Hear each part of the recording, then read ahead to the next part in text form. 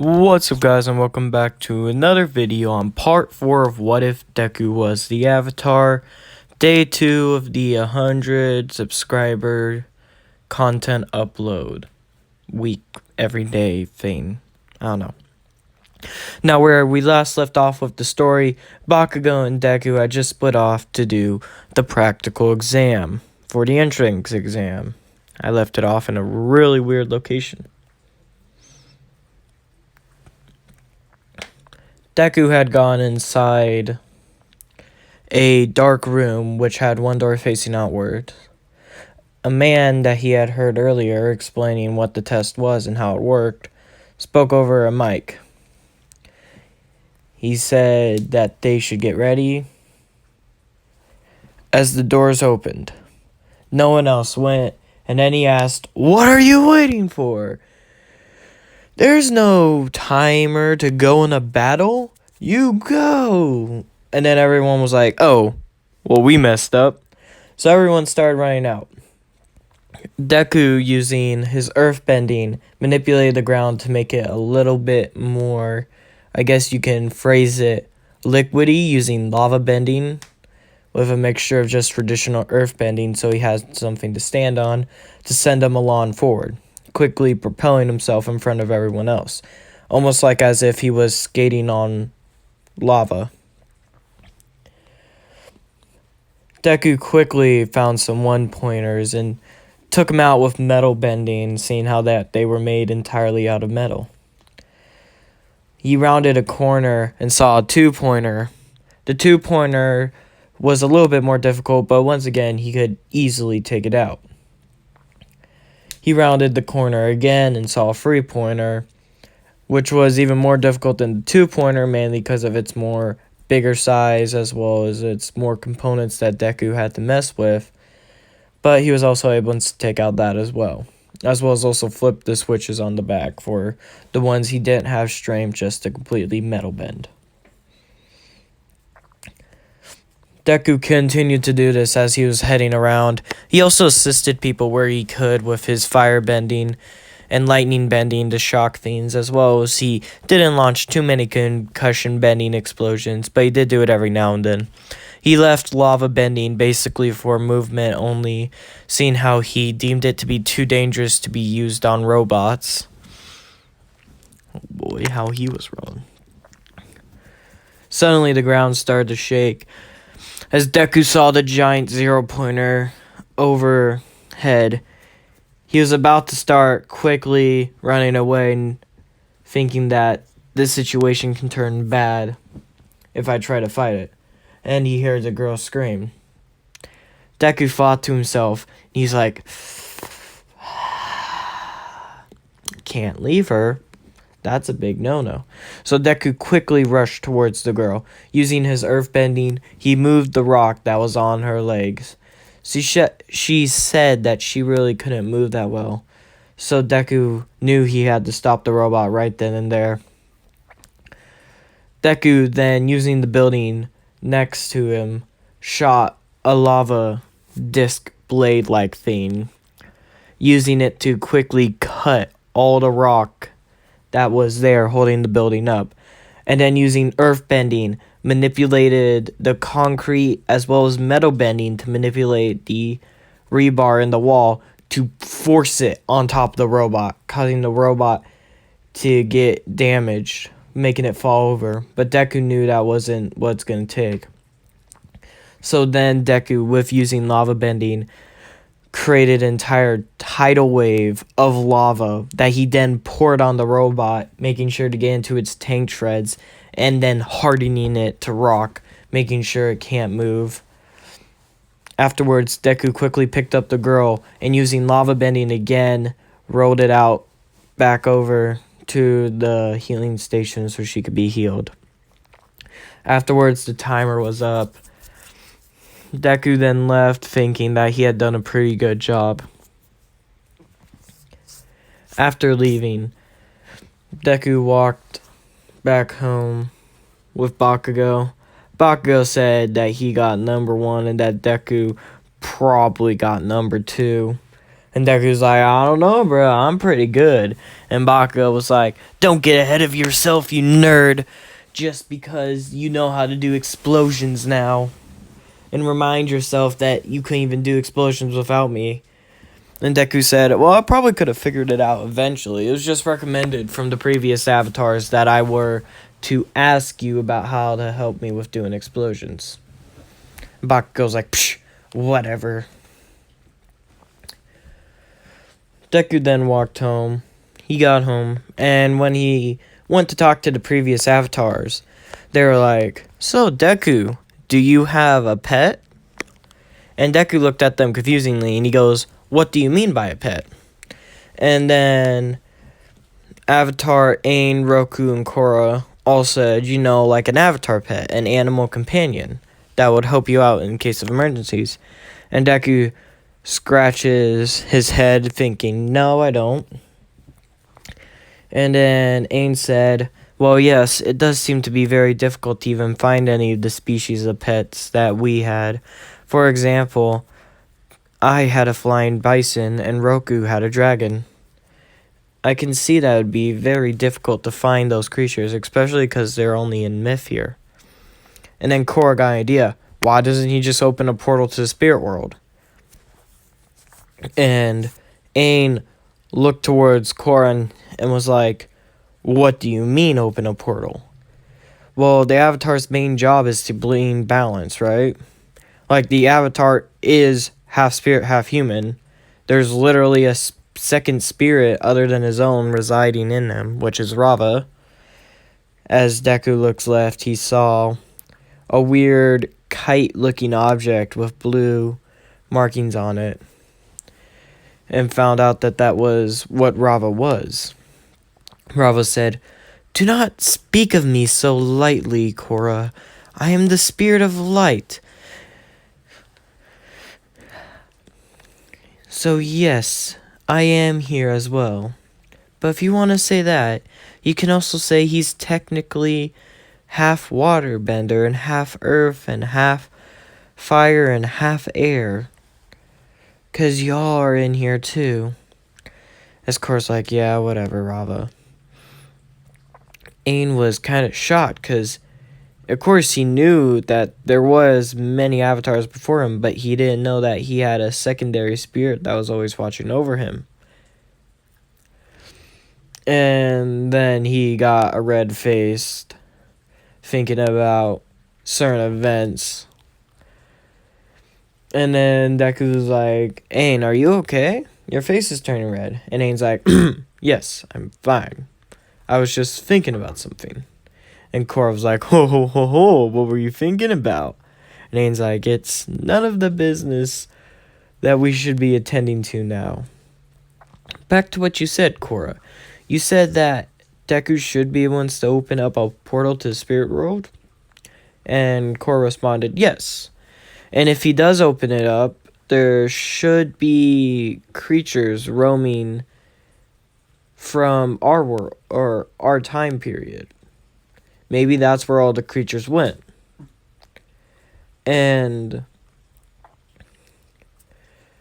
Aang thought about this for a moment and he was like, yes, but how would he achieve it? How would he open the portal? Well, to open the portal in between worlds, all you need is to focus your spiritual energy. That's like the Avatar's main job. The Avatar is the key to opening up the portals. And I know this isn't exactly how a portal to the spirit world is opened. I'm using it for plot convenience. Aang was like, okay, I see. Doing this will help Deku get more in tune with his spiritual side, allowing him to additionally learn air quicker.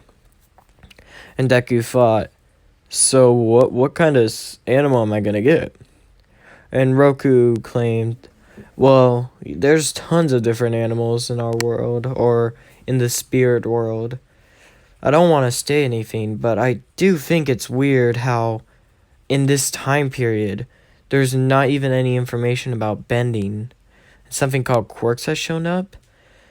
Now, they do seem to have information about dragons and stuff, but it just doesn't seem logical that the events that took in place in the past, including the Great War with the Fire Nation, just didn't exist.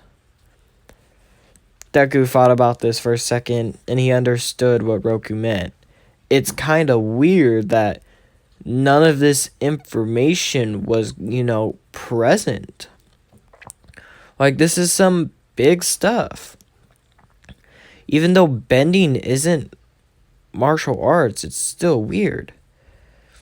And then Korra thinks about it for a minute, and she thinks about, well, what if Deku's not from our world? What if we're in a different world? And then Aang was like, no, that doesn't make sense. How would we get into this different world? How would Rava? And Korra said, well, I have a semi-mental link back to my original body. And I know that Rava got separated from me for a time before we got reconnected, which cut off all previous connections to the Avatar. Yet Deku's here and he's able to speak with not only me, but you, Aang, and all the Avatars going prior. Huh, I see. Yes, that does seem like that could be an issue. So, what I'm getting at is that what if this isn't the right spirit? I can't remember her name, I just said it earlier. What happens if this isn't the same Rava? What if happens if this is a different Rava? And there's another Avatar, maybe me is still over there? I don't know. It's kind of fuzzy. Aang also finds this weird. After understanding the situation, he was like, that could be possible. Didn't you say you also opened up the spirit world and the human world, so they're now gelled as one? Yes. That's why I find it so weird. Especially because there is no information about that. Yes, I do agree. So what you're saying is if Deku opens up the spirit world here, that would link the two worlds together? Well, I'm not saying that. This is a new situation, and it's only just a theory. The truth is, maybe the spirit portal could have closed on its own. Rava chimes in saying, no, that would be impossible. A portal in between the human and spirit world can only be closed if someone who is the Avatar, or if a group of multiple spirits decides so. And Korra's like, yeah, you're right, so it wouldn't make sense. Especially because I don't remember doing it. So Deku then asks the $1 million question. How do I open up a portal to the spirit world? And Korra's like, whoa, hold on. Because if what we just said is true, this could have catastrophic effects on your world. On our world? On the world? God, this is getting confusing. Okay. So, Deku, you're Gen 0. Korra explained. And Aang, Roku, and Kyoshi all look at Korra, and so does Rava, and asks her to explain, what do you mean by Gen 0? Well, I think we can all synopsis and decide that it's anomalous that we're in a different world. We're not in our world. Meaning Deku is the first Avatar in this world. That's why there is no information about the Avatar, and no one knows what bendings are, and no one knows of the Spirit's world, or about dragons, or anything else, even flying bison. No one knows any of that. Okay. Not to mention, the world map is so different. I can't believe that we're just super far into the future. Yes, especially because technology hasn't advanced all that much. Well, technology has advanced a lot, Deku chimes in. Compared to what Korra had said during one of our talks, she explained that technology she had was more of like the early blooming of New York.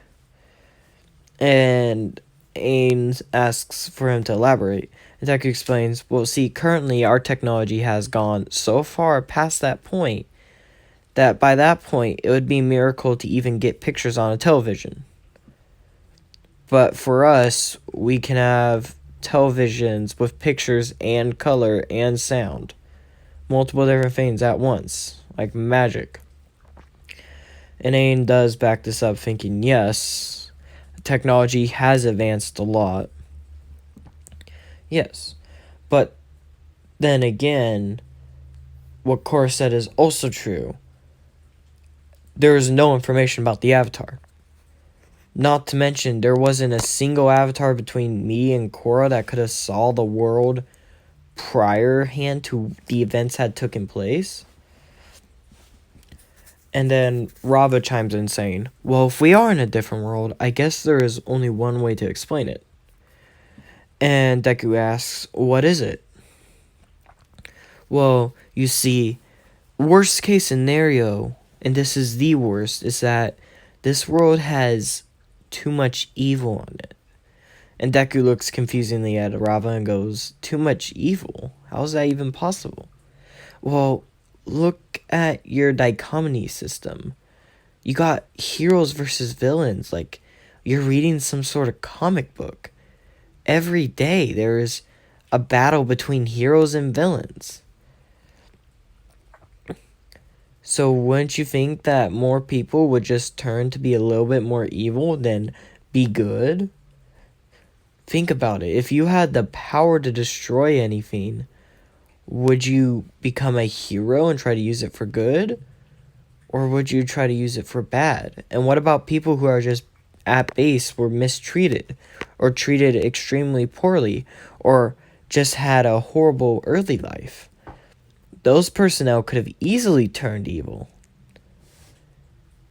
And Deku thinks about this for a second and he realizes how messed up the hero versus villain system is. The whole entire hero system. Thinking that there are people like vigilantes who still fight evil, yet they make sure the evil doesn't come back, while heroes, all they do is lock him up.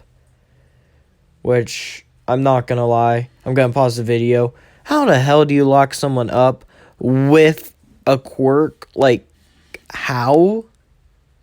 Like, do they just have like some quirk nullifying material? Or like some super strong items? Like, if you lock Shigaraki in a room, all he has to do is touch whatever you have locking him and touch the nearest fucking wall and he is out. He's outside. Not to mention there's guns in the universe too. Like, I don't know. I don't understand My Hero anymore. Like, that single thing when we saw the gas dude use the gun, it's like, you just messed up, bro. You just stated that there was guns. Okay, back to the story. My bad, I had to rant for a minute. Back to the story, though. Deku thinks that maybe it might be smarter, rather than letting the villains live, to be just to take them out. Letting them live is a horrible thing. Doing this could easily cause multiple different issues, especially if he lets a dangerous villain live. A villain that has a quirk that is hyper dangerous. Deku then thinks about it, and then Korra's like, well, let's not worry about that for now.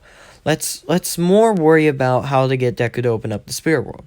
Because if Deku can do that, we can easily reconnect with personnel who could also bend and assist Deku. Not to mention the whole entire two worlds colliding.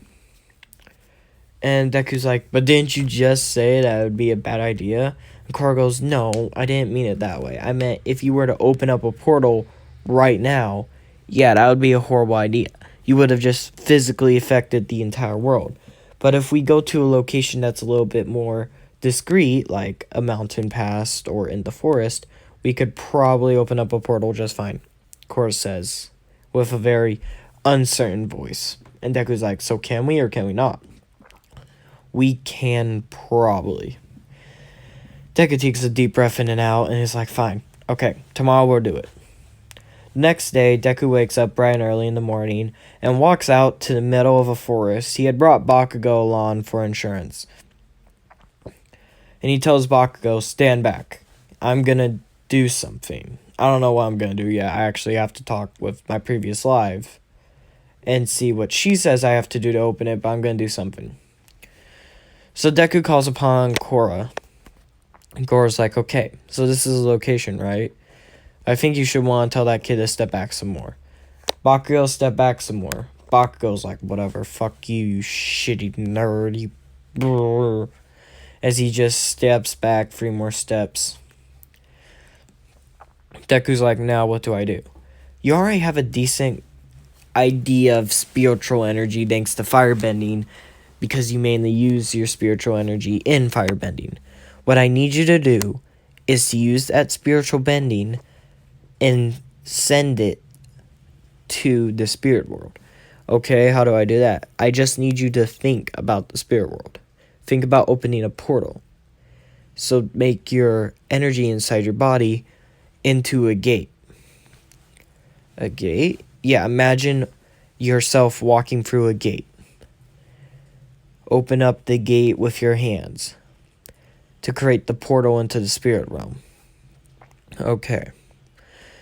Deku takes a deep breath in and breathes out. Very calmly, he starts to think about the situation he's in. He then imagines his own life force, it being a small green ball, and expands it, making it about the size of a fist.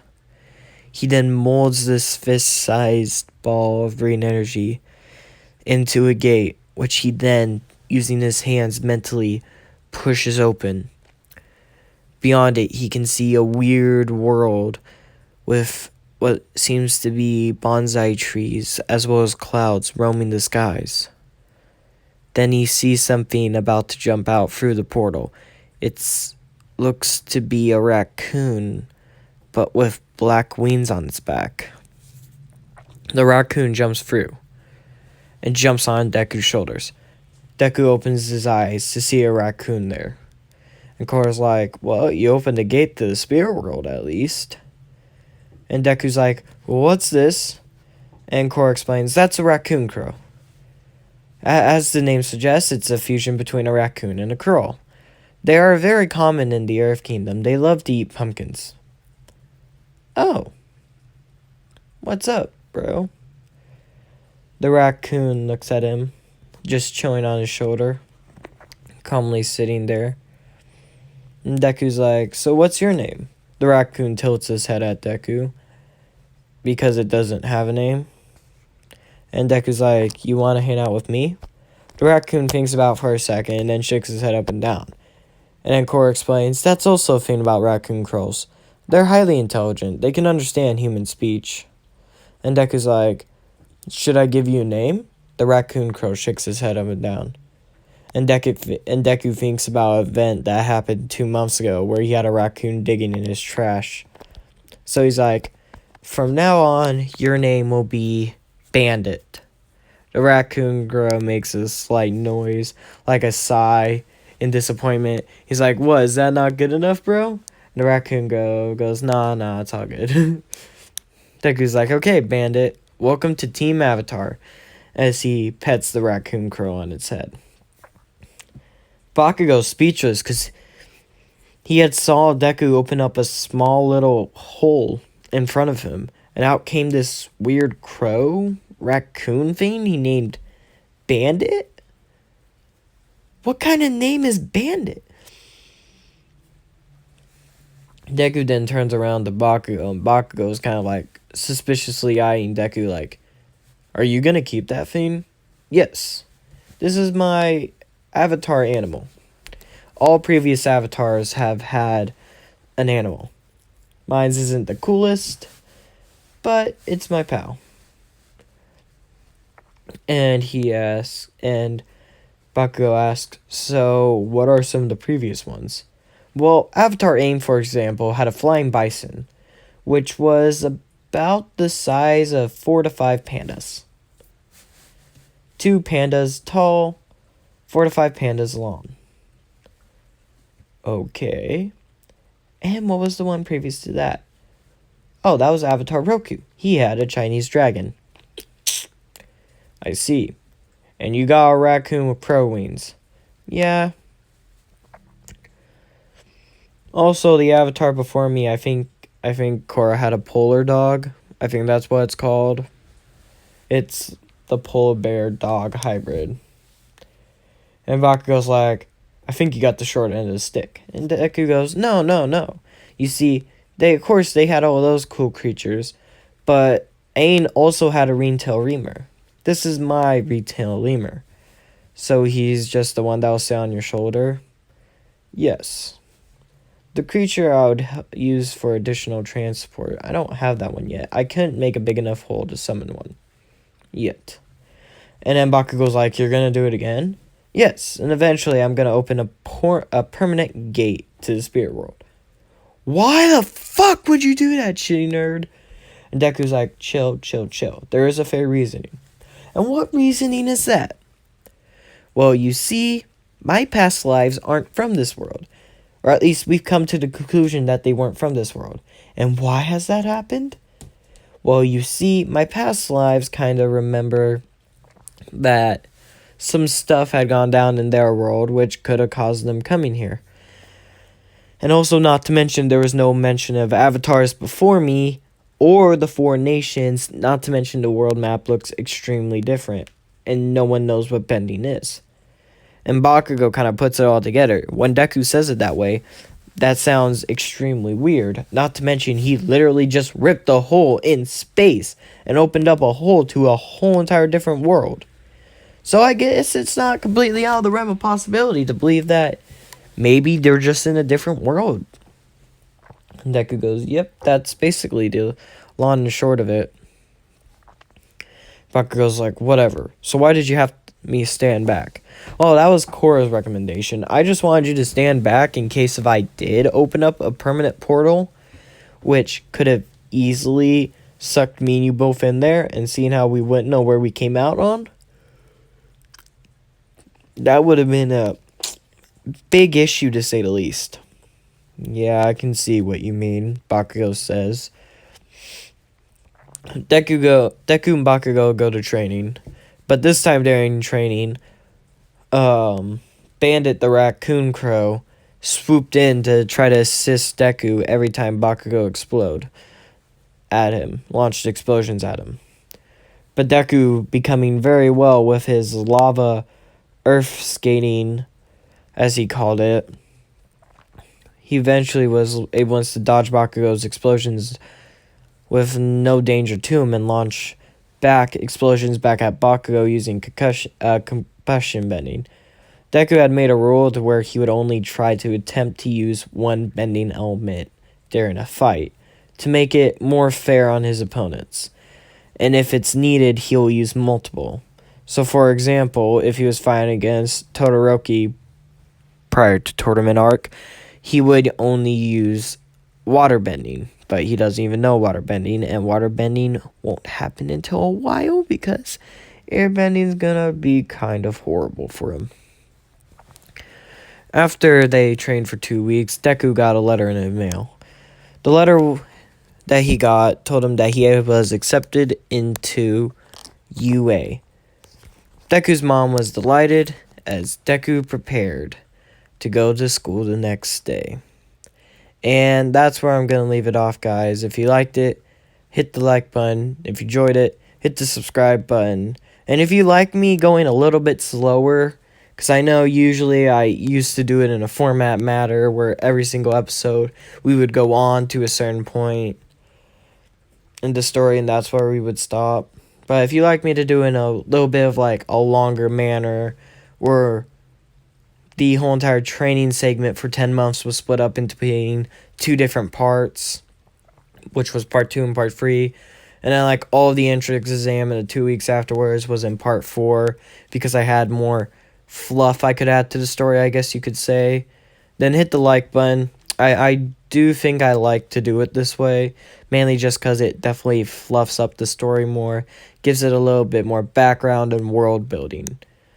And until next time, guys, goodbye.